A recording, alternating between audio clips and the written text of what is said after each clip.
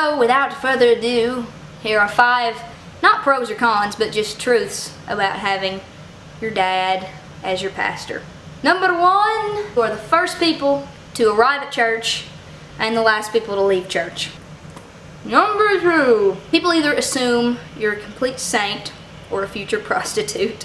There are really 3, adults forget that I have a name. You would be surprised how often that I get just called preacher's daughter or Greg. Number 4, people just can't seem to believe that my dad and I argue or that my family has problems in any way. Number 5, sometimes I feel the need to experiment with other churches. Hello, ladies and gentlemen. Welcome to my presentation. Today's presentation is going to be for pastors and clergy members to talk about what your kids are going through. My name is Robert Rogers, and let me preface this by telling you a little bit about myself. 1, I am a pastor. I'm pastor of a church in Oklahoma, but 2, I have been a preacher's kid for 39 years of my life. That's the day I was born to where I am right now. My dad has just retired, so I get to move out of that status. So we're going to look at a lot of literary reviews for some things, and we are also going to have some different experiences and hopefully have a great time here. First off, let me say thank you for attending, but here's what we got. How many of you know a pastor's kid? If you do, you know that if you know them well, that their lives are a little bit different. And if we want to clarify a little bit, preacher's kids would be any children of clergy members, a priest, a preacher, sometimes even a deacon. Sometimes it could be the worship leader or something else like that. Or in our denomination, a different place could be as a student pastor or children's pastor, all known as preacher's kids. But there are some certain things that happen when you are a preacher's kid. When your dad or your mom is the lead preacher, you're set up for a way to sit there and say, other people will look at you differently. There's a term that we look at. This is living in a glass house. This idea of what it's like on the fishbowl. And if you could imagine, if you were in the fishbowl looking outward where everybody else is looking in, that's kind of what happens. When you have that happen to you as a preacher and as a preacher's kid, your personal and public lives are really they're color coordinated with each other. And there's not a whole lot there that's different. One of the things we look at, one of the people said in our literary review, was that the public aspects of ministry may seem counterintuitive to the outside world, and they really are. Because most of the time, you're not going to know what's going on inside these lives of children, of preacher's kids. You're like, oh, I never even thought of it that way. So hopefully we can help with that. In the last 3 years, one of the things that happened is that we start seeing more and more research come out for the literary review.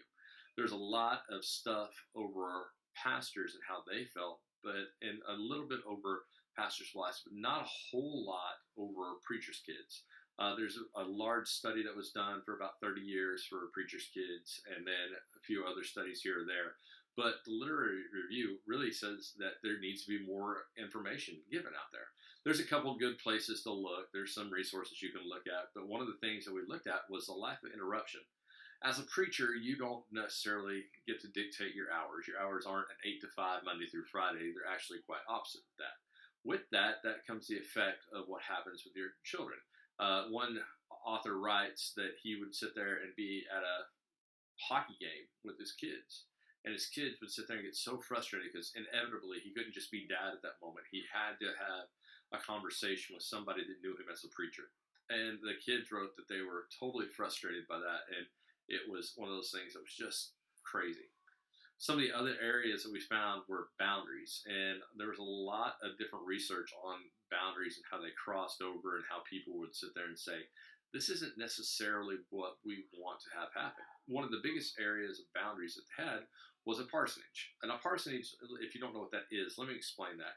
A parsonage was a way, back when in the early 50s to 60s, even to today, where a church would offer a house to a preacher and say, you can live in this house rent-free, and the church will take care of it, but the house never really belongs to you.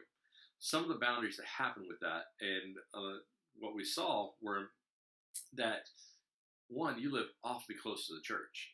Not every parsonage is right next to the church, but one that I grew up in was literally 10 feet away from the church. So everybody knew exactly when we were coming and where we were going. Some of the people would sit there and they would notice if your car wasn't there, where you at? What you've been doing? And they would feel free to ask, and they would know when you're on vacation. They knew all kinds of stuff there. The other things that happen in a parsonage that people would write about would be the idea that you couldn't decorate. It wasn't yours. So you were living in a borrowed house for borrowed time, and it really was never yours. Some people think that it was a benefit, and it was meant to be in a lot of different ways. But the ways that it was a benefit is if you were in a small town, such as, let's say, Forgan, Oklahoma, population 300 people, there's not a whole lot of marketplace in there. The problem is that nobody would really want to buy a house there because the resale value was awful. The other things that we looked at that was quite interesting was that sometimes the parsonages were just crummy houses. They couldn't sell it. Somebody gave it away to the church and like, oh, this is a good thing for us here. But what the research showed was that a parsonage was honestly one of the things that caused one of the most tension for people. It was a lonely place because people would come in and be like, hey, how do we do anything without other people knowing? If you wanted to be private, living in a parsonage was not the case because people had the right. The church owned this, so we can come do whatever happens there. Some of the parsonage boundaries that were happening was that, if I had a birthday party and we didn't invite everybody from the church, did we offend people? You couldn't have it at the parsonage because people would sit there and say, do I withdraw my membership? Do I leave here or leave there and see what goes on there? So it was kind of this crazy idea that happens. Some of the stuff that we saw with parsonages were also some of the things that were the biggest ambiguous things. What happens if somebody wanted to decorate differently? And you sit there and say, well, that's not that big of a deal for PKs. Well, it was because their lives were now on blast for everything else. Everybody saw them. Everybody saw what they did if their yard wasn't kept up. Some of the other things that happened that was common in the literary reviews was the fact that PKs felt that they were a lot of times free labor. They were the ones that were volunteered to be in the nursery when nobody showed up. They would stay late. And it wasn't necessarily volunteered that happened, but more voluntold that said, this is what's going to happen. Hey, we need somebody in the nursery. Oh, the preacher's kid will do it. And that's what they would know, stuff like that would happen. I sat there and I echo with what the video at first said, where she was talking about saying, sometimes you're the first to get there and the last to leave. And it's not like any other human being. Some of the things we found as well that were in the literary review that was interesting was the isolation that students felt. Kids felt isolated because they didn't have anybody they could really talk to. When your dad's your pastor, it's not like you can really say everything you want to say to them and everything you can't. You didn't have that opportunity to sit there and say, yeah, this is a great thing for me. Some of the other things that happened in the literary review is just because your dad was in the ministry doesn't mean that you were, but people often expected it. And it was one of those things that you became a counselor for all your friends, and you became, oh, you're the religious person. The stigma and the stereotype there was overwhelming for most PKs, to be honest with you. The stat that just blew my mind was there's a study that happened, so that 82% of all pastors' kids at some point in their life wish their dad did something differently. And it created this faith crisis for people. And I started looking at this idea and saying, what kind of faith crisis would a PK have? Well, a couple different things. There was a lot of unequal expectations for pastors' kids. You live on a pedestal where, especially now with the lives of social media and the things going on, there's a stigma that happens with people that says, this is an important thing. People examine your life. You can't put anything on social media. You can't sit there that doesn't agree with the church. And the reality was there was this crisis that happened because there's no other job in the world that you can be fired from, but except for how your kids act, other than being in the ministry. Now, if that's fair or if that's not fair, that's just the reality it is. I mean, if I work as an accountant, my kid does something wrong, I still get to keep my job. But as a preacher, if I am a preacher and I do something wrong, or my kids do something wrong, then I get fired. And we start looking at this idea. There was a lot of pressure built on it and saying these church people can be harsh and mean. Some of the biggest faith crises that we saw was moving. Also in the ministry, job life expectancy is not surprising. The average life of a student pastor in the Southern Baptist denomination at this point is 18 months. That's a year and a half. For a pastor, it's about 3 years. So every 3 years, your family is up and moved to maybe someplace different. And some of that is needed, some of it is hard, but when you start getting upper elementary into middle school age, and when you get to high school, it is an effective thing for people to sit there and say, I don't want to move. Well, but my dad is making us. Yes, other people have moved too in job situations, but in ministry it's incredibly difficult because you could sit there and say, I feel so isolated, so alone. I'm not sure what else to do at this point. That's an amazing thing that we look at. One of the other things that happens is church conflict.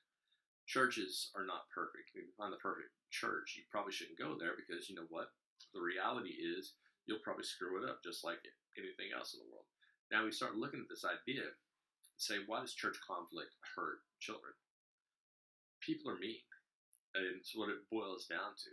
And there's no way that your dad as a preacher, somebody's probably going to say something. Well, if your dad would have done this, if your mom would have done X, Y, and Z, and you start to feel the weight of it, and you start to feel the weight of the family.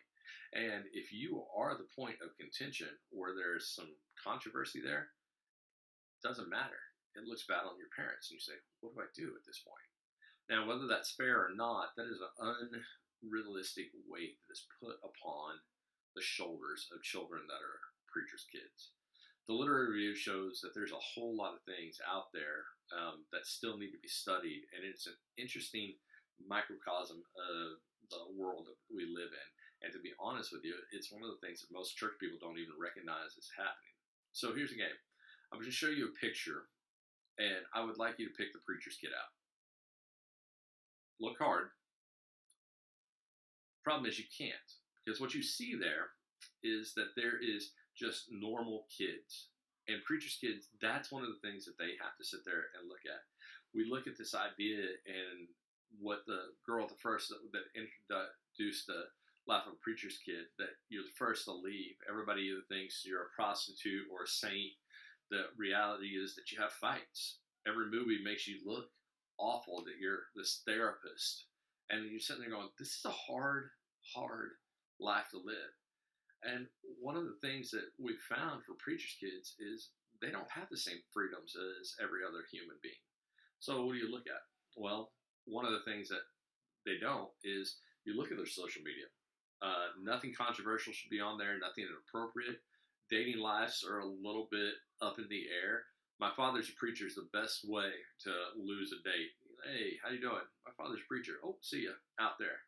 You got to go to weird meetings or vacations. This is just things that have been done.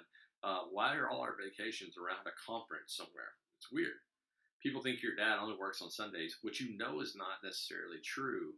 And you find out that a lot of times, like research has shown, that the reality is most ministers pick their church over the families, not on purpose, but because they think they're doing what's called. So what do? You're the backup whenever everybody shows up. And here's the crazy thing. Most people know more about you than you don't even know their name.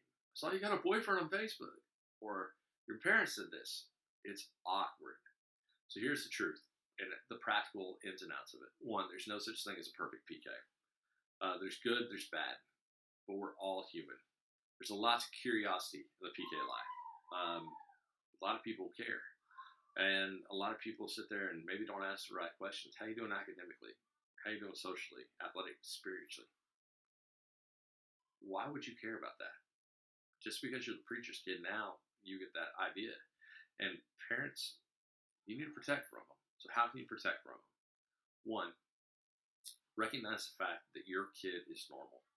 They are a kid first before they're ever a preacher's kid. Two, with that, know that your calling is not their calling. They might learn to love the Lord. They might do some other stuff. But they have to own it themselves. Let them play sports. Let them be on the drum line. Be a normal family. Two, the thing I would look at is this. Sometimes the expectations you have are real. Other times they're not. But I would argue this. Make Sundays for church. Make it important. You go to youth group, make it be a part of who they are. Being a PK can be lonely sometimes. You need to know that. You'll sit there and you'll say, how do I do that? Understand that your sermon illustrations aren't for free. Make sure those kids know that you're going to use it. Get permission. Some of the other stuff I look at, sometimes there's not consistency in your life. You're preaching something from the pulpit that's not being practiced in your house. And you know what? Maybe you should ask for forgiveness for that. Some of the things that your relationships are going to be struggling with. But the other side of it, maybe it's not so bad. Understand this. Your preacher's kids need you to be dad or mom more than they need you to be a preacher. So the practical things that you can do is remember that. Take time, block for them, protect them, do everything you possibly can to see what they're going to be doing. As for most people look at, being a preacher's kid, sometimes it just stinks. Assure them that they're normal. Set clear expectations for other people. Protect your family. Acknowledge the fact, hey, you kind of live in a fishbowl. Leave church at church sometimes. You don't need to talk about everything. Talk to your kids. Put yourself in their shoes. But most of all, protect them. Again, this is not a flashy gig. But the reality is your children matter more than anything else in the world. What are you going to do about it? Thanks. Have a great day. And I hope this has been helpful for preachers.